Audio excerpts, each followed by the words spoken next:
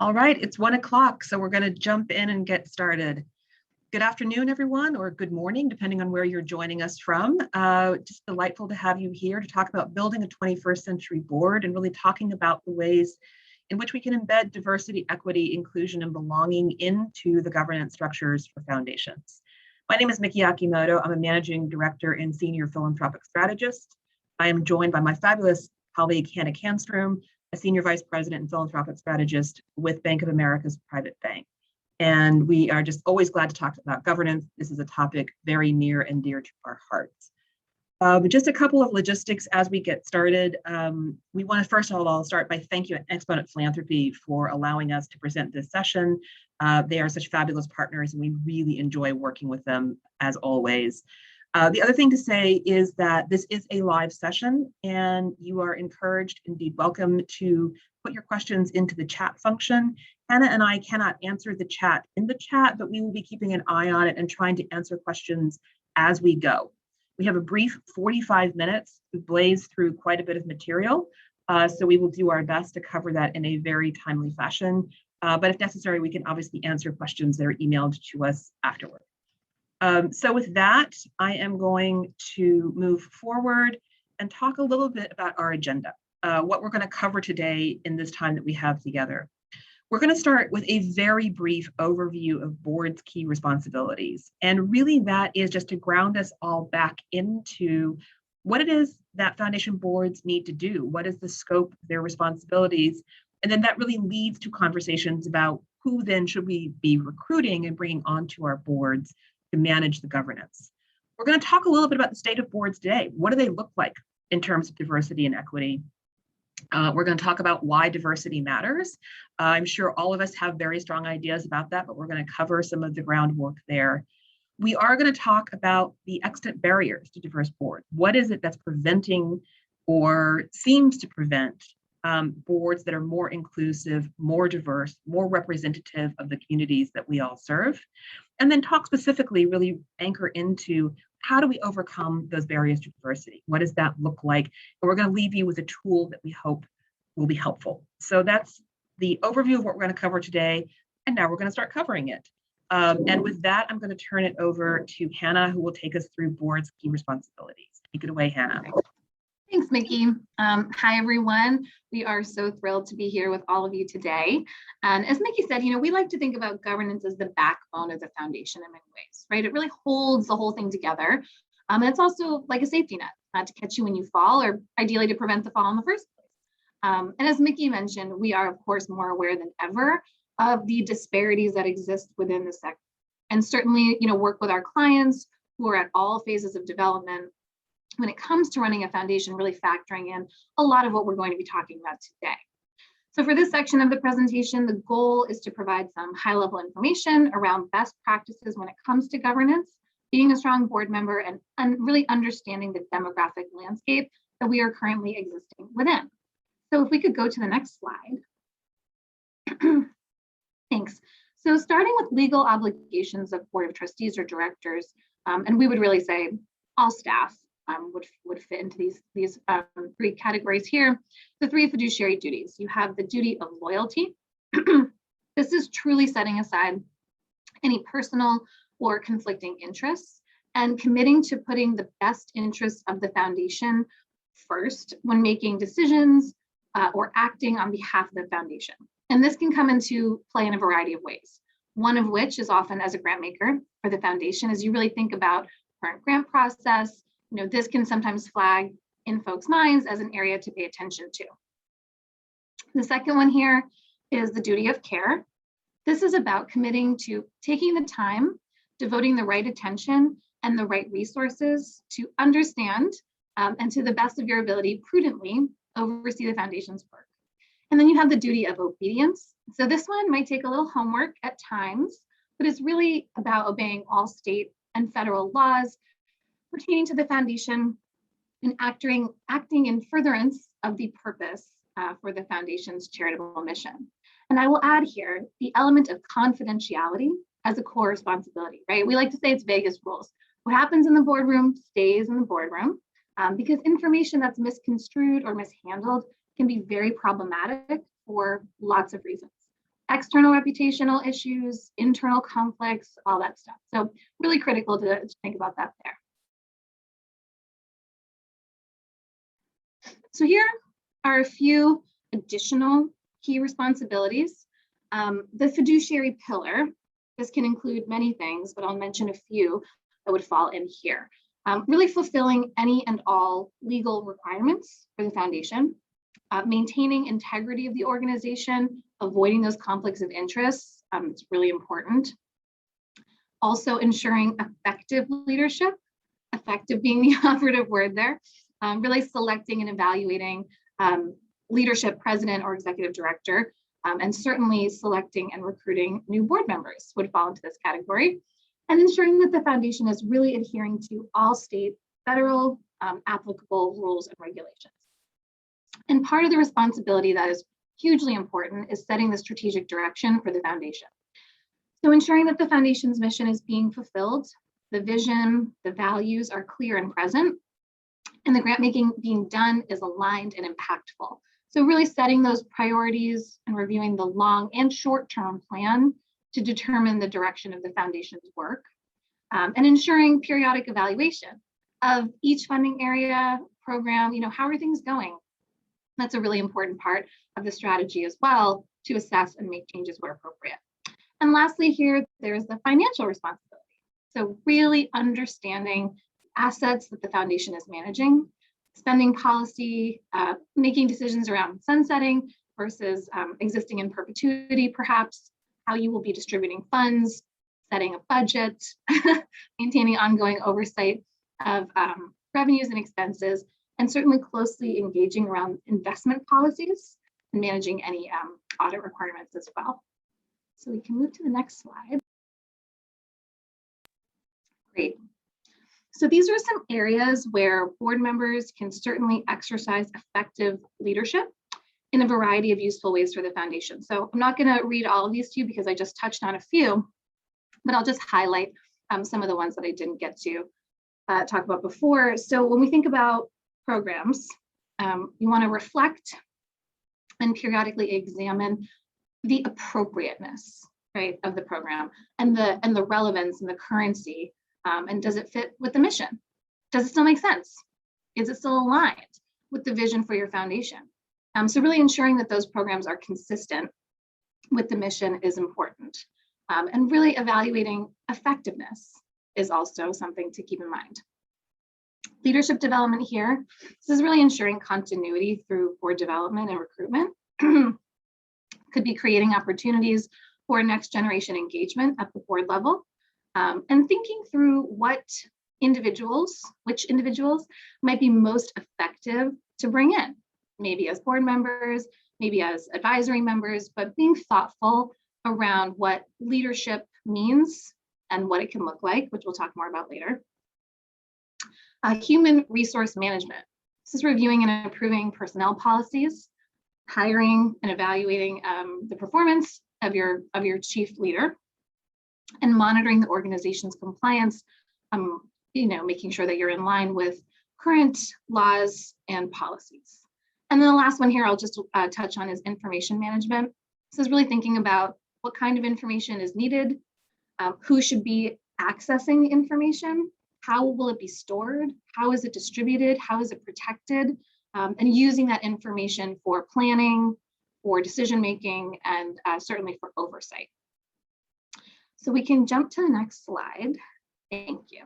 We're going to shift gears a little bit here, and we're going to take a look at the current state of boards in this country with some data points that I'm going to call out.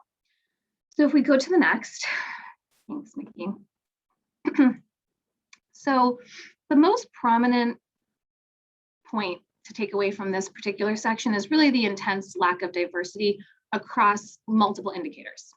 Research is consistently showing that on foundation boards and among staff, which we'll take a look at as well, there is extremely limited representation across different racial and ethnic groups, gender identification, age, LGBTQIA+, accessibility, and socioeconomic status. So that is the lens to kind of keep in your mind as we kind of talk through the next few slides here. So on the next slide, thanks, Nikki. So this data is coming from the 2021 Exponent Philanthropy Foundation Operations and Management Report.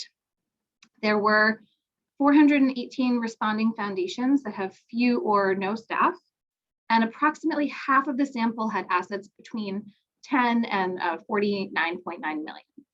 And what we're seeing here is the continuation of the narrative that we have been observing, which is the predominance of white foundation staff and trustees. So the column to the far right indicates percentages of race and ethnicity within the US population, just to be clear. So those numbers came from the Census Bureau. They are as of July 2019, which were the most recently available, but in line with what we've been hearing from other sources as well. So just a few comments here. You can see that trustees are less diverse than staff, which makes an important statement about who the decision makers are, and certainly has implications for staff hiring, administration of the foundation, grant making policies, procedures, strategies, all of those important operational components. And based on the population estimates, no group comes close, with the exception of the Asian Americans, Asian Pacific Islanders, and the multiracial, multi-ethnic staff categories, does not come close to the US demographic population numbers, whereas the number of white staff and trustees greatly outweighs that population number. And my last comment here, which I will probably mention again, is that 72% of the boards who had responded were all white, with the data point from that report being, I believe, 1 in 5 boards are entirely white. So these are some really big numbers to consider. It's impactful, it's important to kind of lay that framework as we continue. And then we move to the next slide.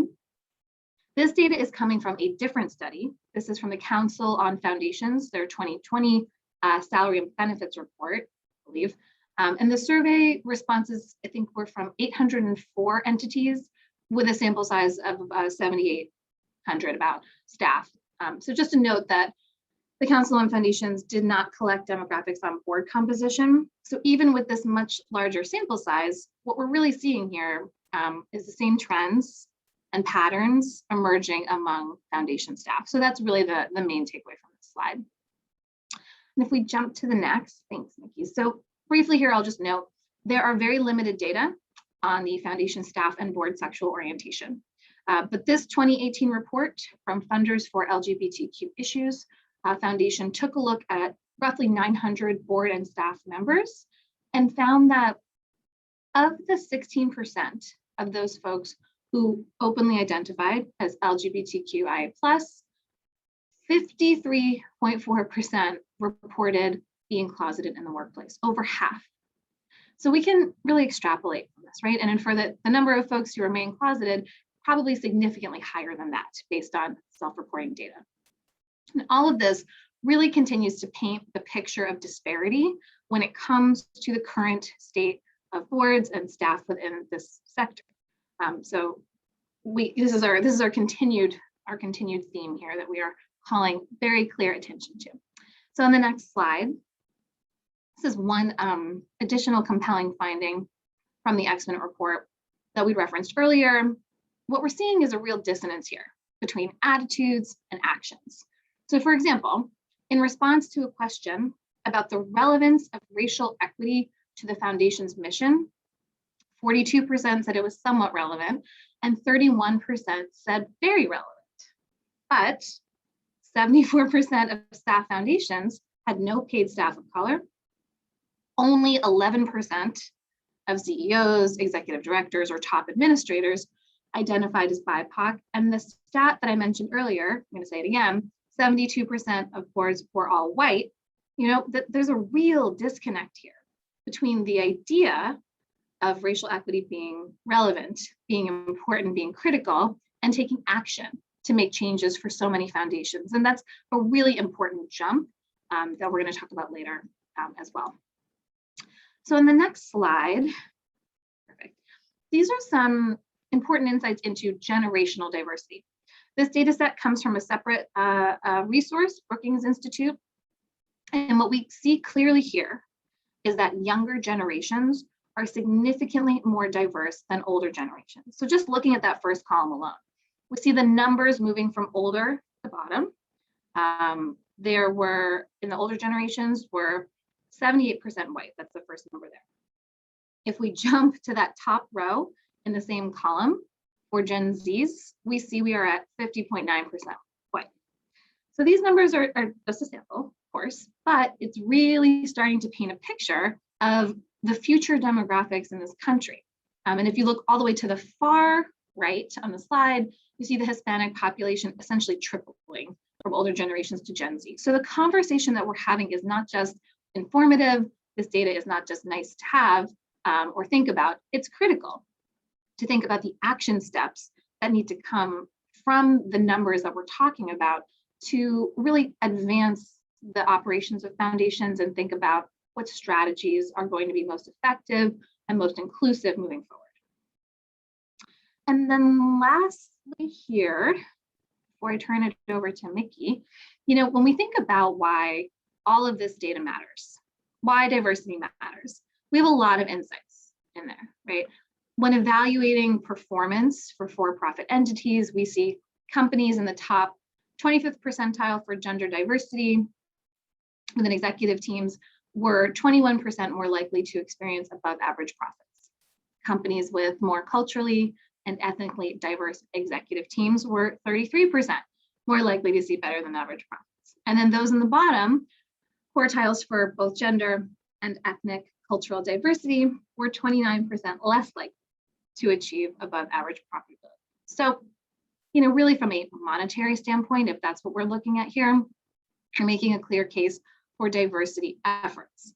But we also know that at the core, homogeneous boards and staff limits viewpoints and ideas and connection to populations served.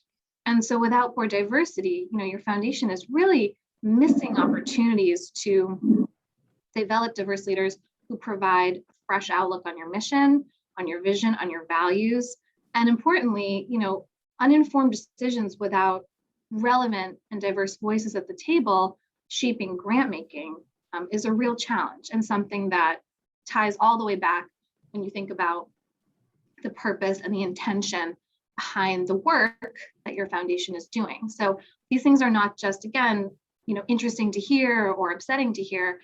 They're important to think about what kind of action should come from being able to add new voices in and really welcome folks to the table.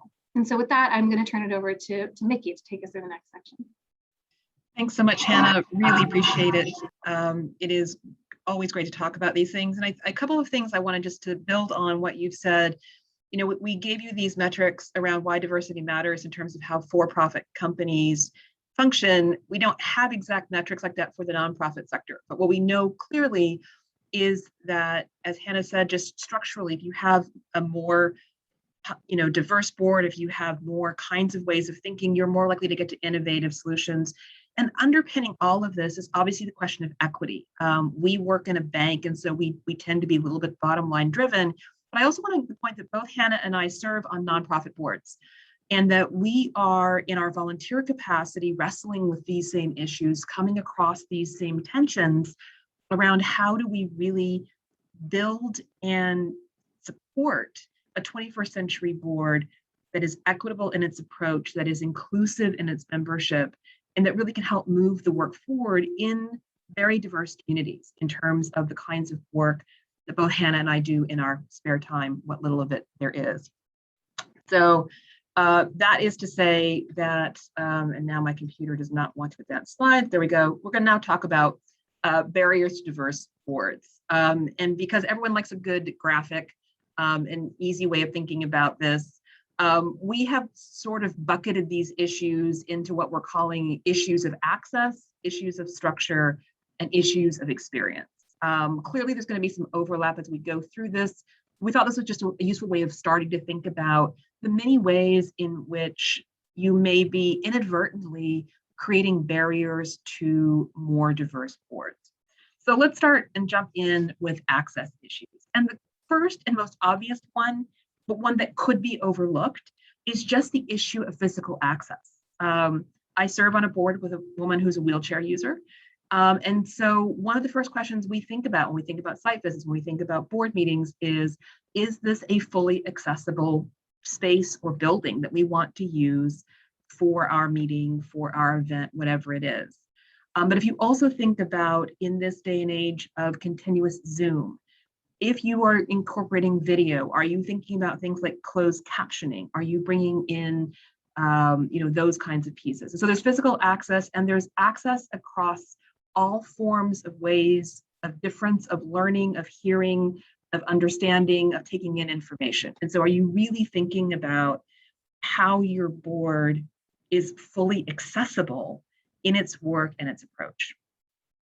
Which leads into options for participating. One of the things that we have all learned in the last couple of years is that it is more possible than we thought to really stay connected and move work forward in a fully virtual environment. And so as the world is shifting into the next normal and we figure out the next new of how we're all going to work together, are you thinking about options for participating? Are you making sure if you're going to incorporate video, some people might be in person, that there are good links and there's good ways of really hearing each other? Someone I was talking to recently was saying how they literally didn't have a speakerphone, so they had to put a cell phone in a bowl to try to amplify it. And so, are you testing equipment? Are you thinking these things through? Also, as you start thinking about cross-generational and just people's different responsibilities, sandwich generations who may have both childcare and elder care responsibilities, are you really looking at the time of day and thinking about how or polling people about, does that work for people? Is that really working in terms of their work lives, their volunteer lives, their kids' schools, their parents' elder care, whatever it is? Are you checking in about this? The other access issue that's out there in terms of recruiting, particularly for independent foundations or other foundations that may be bringing in community members, is there's a great dearth of knowledge about what it is to be on a board, and there's a lot of misinformation or under-information about the responsibilities as well as the opportunities to be on boards. And so thinking about how are you recruiting, and when you're recruiting, are you really taking the time to explain what being on a board means? If we go back to those, do people understand that they will be taking on the duties of care, loyalty, and obedience? And making an on-ramp that feels welcoming, but also that is fully informed. I think a lot of boards, let me be clear, and as someone who's served on a number of them, will soft pedal the time commitment. And so I think, what happens, and this becomes a retention issue around access, is are you being transparent and honest even with yourself about the time commitment this board is going to take? And so thinking about that. And there's also the problem that we know from a lot of research that the vast majority of people's friends and even professional networks are very homogenous. And that if there's an existing lack of diversity, you go back to that Exponent report about the number of boards that are all white, we know who we know, and we don't know who we don't know, which sounds like sort of a bad Instagram quote, but what it really comes down to is your networks, statistically speaking, look like you. And so there's this problem about finding the right people and really taking the time to build a process to find and build a pipeline of people that you cultivate over time, that you're really not leaning into the self-fulfilling prophecy that you only know who you know. And so when you're scrambling to find a board member for the next meeting, you're going out to the people that you currently know. The other thing, so from a survey in 2019, looking at the governance gap, one of the key sources that, like I was just talking about, is that executive committees report that there's a lack of access to qualified candidates. And if you sort of unpack that, that really comes down to back to you know who you know and you don't know who you don't know. And so really thinking about then how do you take on the task of figuring out how to access those qualified candidates. If we think about structure, and this can be structured in a couple of different ways, there's a structure of meetings. Just one of the things that we know can turn people off is being invited to one more meeting. None of us, I think, love meetings. I mean, some meetings maybe, but I think by and large, if you go out and ask someone if they'd like a piece of cake or if they'd like to come to a meeting, they're going to pick the cake, I'm guessing. Maybe not every time, depends on who baked it, perhaps. But all joking aside, there is part of the invitation, part of the inclusion is structuring meetings in a way that people feel that their brains and passion are being put to good use, and they're not just sitting there listening to a series of reports. And so really being thoughtful about using time for strategy, using tools like consent agendas so you can get business out of the way very rapidly, or having staff submit reports ahead of time that can be read rather than having all those report outs happening in the board meetings. Back to what I talked about under access, there is this lack of understanding about what it means to be on a board. And so are you helping people learn as they go, and structuring that engagement in a way that keeps people engaged over time? There are just structural issues of logistics, like are you scheduling meetings ahead of time so people know when they're happening and that there's a clear cadence around sending out materials ahead of time, knowing when things are going to happen. There's also, quite frankly, the governing document structural issue, which is that some governing documents define who can be on your board. And that definition may explicitly or implicitly rule out what we might think about as more diverse candidates. And so there, I think there's a couple of things that can go on. We work with a lot of family foundations where the underlying governing documents, either the bylaws or the trust document, will define that members of the board can only be members of the family. And so depending on what that family structure looks like and whether or not there is a blood relation requirement, in some documents, spouses are ruled out, for example, this may appear to limit your ability to structure a more diverse board. On the other hand, I think that leads to a governance and leadership question that you can take on around how do you include voices maybe outside of formal board roles, but that also help shape your strategic direction.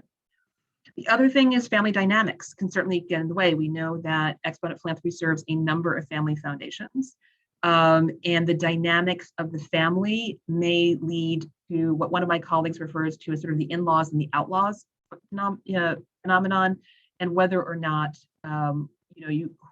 who's really invited to the table, and at the table, is there an underpinning dynamic of one member of the family having a more dominant voice, or a family dynamic where that person is deferred to and that shifts the way decisions are made.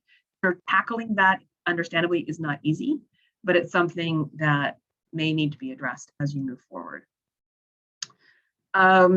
So moving on then to experience. When we think about the experience that somebody has on the board, that is both their initial onboarding, but it also really speaks to retention. We know that what I've seen on some boards with which I've worked is that there's sort of a different dynamic about who comes on versus who stays for their full terms. And so you think about the experience as an access, as a potential barrier, I would say even more around retention than it is around the initial recruitment. And so one of the things that we hear is that board members don't always feel thanked. Board work is volunteer work, and it is hard work, it is work. And so thinking about how the chair of the board, the leader of the organization, there's always those formal and informal leaders, that all the leadership is really on point about saying thanks on an ongoing basis. There's also a value to building in space for social time and connection building and building that trust. We've often heard that expression that change happens at the speed of trust. And if you're really thinking about how to build a diverse board, you need that trust so that everybody feels valued and heard. And what we know is that when boards have social time for their members, there is a stronger sense that the board is a collaborative team working towards a shared goal. And so thinking about how do you build in the summer picnic or the winter dinner or the group volunteer activity, whatever it is that works for your particular board, how do you have that informal time together where people get to know each other outside of just having to vote on various board action? Also speaking to dynamics is that sometimes there's strife, either explicit or sort of under the radar. And how is your board handling that strife? Do you have routines or people in place who are watching for that and helping mitigate it and calling it out, making sure that it doesn't become a sort of toxic environment within your board? If you are a staffed foundation, there is sometimes tension between staff and board that can also have some board members caught in the middle. You want to keep track of that. And in particular, as we're talking about diversity and inclusion on boards, you want to be careful about tokenism. You don't want to treat diversity as a sort of check the box activity. Okay, we've got one of this and one of that and two of that. It has to be building an experience that is genuinely inclusive and where no one feels as though they're being called out to speak for their group. That seems like such a fundamentally 101 kind of thing to say in the year 2021. And yet I would tell you that I am still hearing from people I know on boards who identify as BIPOC, who identify as LGBTQ, that they have a very clear sense that they are there as the token name your category. And so that again is one of the dynamics that needs to be addressed. Hey, Mickey, sorry to interrupt you. Before we move on, we've got a couple of questions coming in that I'm going to ping to you. So one of the questions is around, can you speak a little bit about the challenge and opportunity of inviting grantees to serve on the board?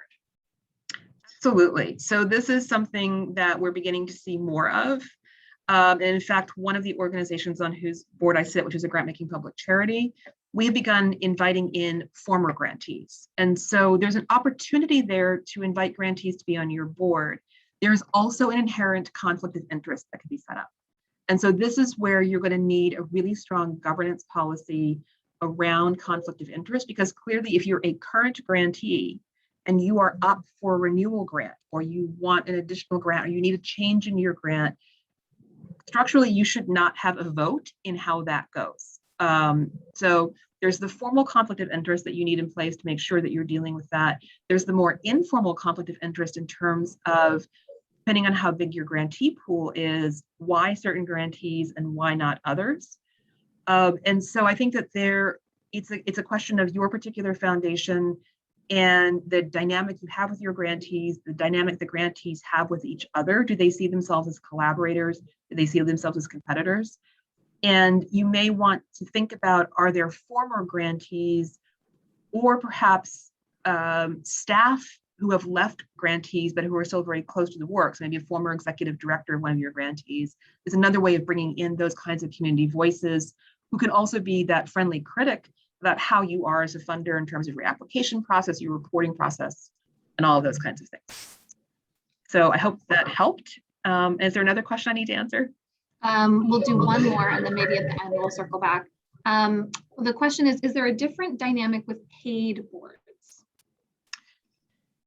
Yes. So what I will say is this. If you look at the foundation operations and management report from Exponent, some boards do pay their board members stipends, either for individual board meetings or sort of a general annual stipend, and or paying expenses for things like travels. However, that's a minority. I don't have the report in front of me, but my recollection is that it's somewhere just south of a third. So there can be a different dynamic in terms of whether or not paying people makes them take it more seriously. If that helps that. On the other hand, I think if you're going to pay a board member, particularly as a grant-making foundation, it's weighing out why you're paying them. Are you compensating for specific expertise? Are you making an equity acknowledgement? For instance, if you're bringing in community members who might need to take off work or have different expenses than, say, a wealthy family member. And that's just an example. I think weighing out whether or not you pay has to be tied to your mission, has to be tied to your overall foundation's budget, and should be discussed at a board level in terms of both the pros and the cons, because I don't think it's a clean yes, this works, no, that doesn't work. It's very situational. Excellent. Thanks, Nikki. All right, so I'm going to quickly talk about how to overcome these barriers that we've talked about, because I'm keeping an eye on time and it's going faster than we thought it would. So let's talk quickly about overcoming access barriers. So recruiting is obviously one I've sort of hinted at, that you really need to expand your networks. And you need to put in the sweat equity on this because, again, having served on several nonprofit boards, some of which are better than others about keeping a pipeline of potential board members, there always feels like there's a crunch before the annual meeting about who are we electing this year. And so I would say one of the things, in addition to expanding your networks, is to keep that topic of who might we recruit, or who do we know who might help us recruit certain kinds of expertise, certain kinds of knowledge.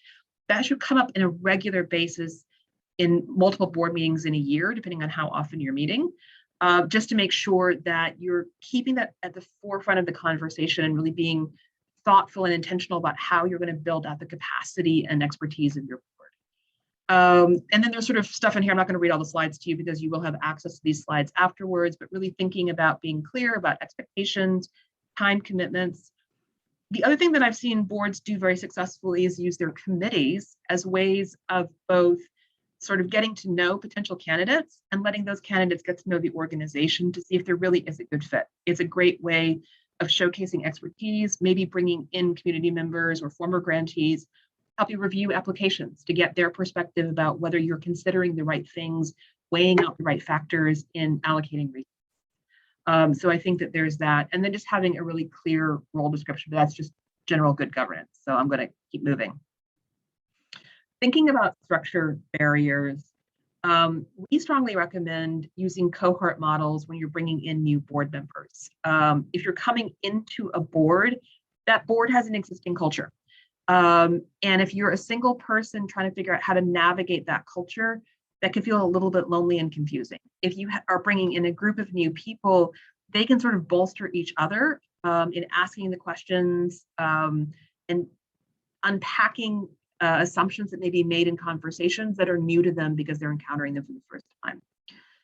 Also, or using a board buddy and mentor model where you pair an experienced board member with a new incoming board person. I would also say structurally, it's good for the board chair to do regular check-ins with members, particularly new members, to see if there's anything happening that they just haven't felt comfortable raising in meetings, or to help unpack if there are dynamics developing that might not lead to full inclusion and everyone's voices being heard. Ongoing, we talked about there should be multiple ways to participate in meetings. There's well-defined schedules. There's not a lot of ad hoc sudden communications happening that can feel very chaotic, and that there is a commitment to actively addressing dysfunctional dynamics, that there is an ongoing willingness to admit when things are not going well or are uncomfortable and trying to address them and make them better. We jokingly call this the care and feeding of boards. As we talked about, it's really important to say thank you, that there is time for socialization. I would also talk about that there is an ongoing assessment of board culture, that boards should be asked to assess their own functioning and to reflect on how well they are doing, both as a board and as an individual member of the board. One of the boards on which I served, the Maine Philanthropy Center, had this great thing where in every board meeting, since we were all meeting in person back in the day, we were given a piece of paper as we walked in that had 3 questions. What went well in this meeting? What would you have done differently? Any other comments? And we were invited to keep that sort of right next to us and keep notes as we went through the meeting in terms of what we really liked, what we thought probably could have been done a little bit differently or better, and then any other comments. And then those were collected and handed into the board chair at the end of each meeting. And the beginning of the next meeting, the board chair would reflect on the key themes that came out of those meeting assessments and make adjustments to the meetings, sort of taking in that input. And so that was a way, first of all, for all of us to feel like our voices were being heard, and also a way of acknowledging that building a board culture is iterative, and you're going to need to keep working at it. And this really leads to a couple last points, one of which is people could identify leadership opportunities where they wanted to step up and lead a committee or lead a project. And then this board form that I was talking about would frequently comment or complain about the sandwiches at the meeting. So the important thing is to feed, but also understand that no matter, even if there's literally a free lunch, someone's going to be crabby about it. So quickly on to final considerations. At the end of the day, what we're really talking about is change management. What we're talking about is building structures to help you figure out where your board is, where it wants to go, and thinking about processes that's going to get you there. This isn't going to happen overnight. This is unfortunately not something where you can snap your fingers and have it be a wonderful, perfect, inclusive board.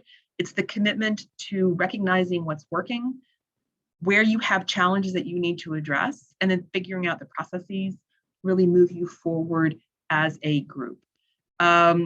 And being willing at all times to question the way things have been done, and to question historical patterns. And so with that, I'm going to turn it over to Hannah to take us through the tool and hopefully have 1 or 2 more minutes for questions. Yes, thanks, Mickey. So we created a resource to help do some self-reflection and evaluation of the composition of your board and your foundation. And we'll be sharing this after the session, I think within a few days. And the worksheet is based on those barriers that Mickey was discussing, so access, structure, and experience. And the image here to the right, just a little screenshot of the first part of what this worksheet or exercise looks like, and then the subsequent sections really follow suit. So it lists a potential barrier. You'll see that in tiny print, but as Mickey mentioned, we'll be sending this out after too. And then it gives a scale from 1 to 4, 1 being low, 4 being high, and then allows space for comments and, most importantly, action and action plans. So as you're going through these different potential barriers, you have the time to discuss potentially internally, to reflect, to really think about what are some truths that maybe you haven't been focusing on so much, and how do you really sort of reflect back on that and think about where you're going to go. So the possible ranges for scoring are shown on the slide to the left, but once you dive into the actual worksheet, you will see all of this, and it will be hopefully straightforward. And ideally, the score is designed to give you that baseline barometer for how things are going, and then allows you, again, facilitate that dialogue, to have a conversation, to really think about ways, make some shifts, to make some changes, to have a more inclusive and equitable board and overall foundation. I'm going to pass it back to Mickey to close us out, and we'll see, I guess, if there are any other questions in the chat. So really just want to say thank you to all of you for showing up today. This has been great. I see we do have a couple more questions.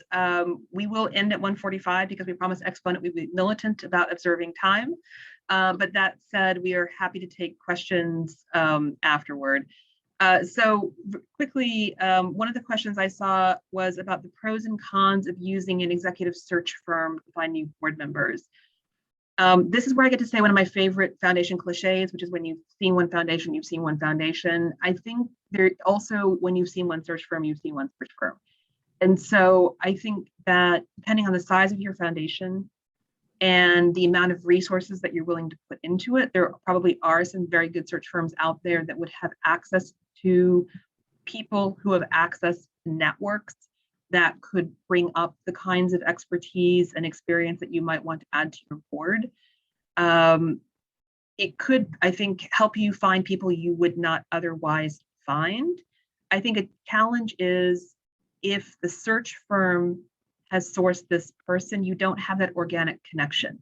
And so there is something to be said about some level of organic connection to new board members. So I think you need to weigh out those two things. If you're a big national foundation trying to find national experts in leukemia, I'm making stuff up, a search firm might be absolutely perfect. If you are a hyper-local funder, really focus on a couple of neighborhoods in a particular city, that may not be your best approach. And with that, I see that it is 1:44. So I can give you probably back 30 seconds of your afternoon, but just want to say thank you so much. It's been absolutely a pleasure talking with all of you today. Thank you, Hannah, for being fabulous, as you always are. Thank you again to Exponent Philanthropy. We always enjoy working with you, and we hope you have a great afternoon. Thank you so much.